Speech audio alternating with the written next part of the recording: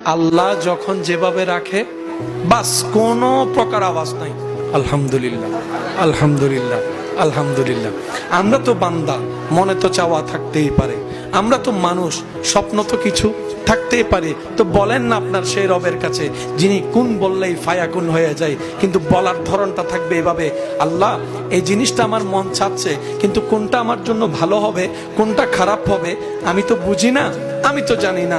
আল্লাহ আমি চাচ্ছি এই জিনিসটা তোমার যদি এটা আমার জন্য কল্যাণকর হয় তাহলে তুমি আমাকে দান করো, আর যদি সেটা না হয় তাহলে আমার মনটাকে তুমি পরিবর্তন করে দাও, আমাকে ধৈর্য ধারণ করার তৌফিক দান করেন।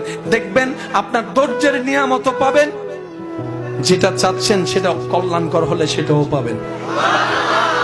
আল্লাহর ভান্ডারে কমতি বলে কোনো শব্দ বলেন না, আল্লাহর ভান্ডারে কমতি বলে কোনো শব্দ।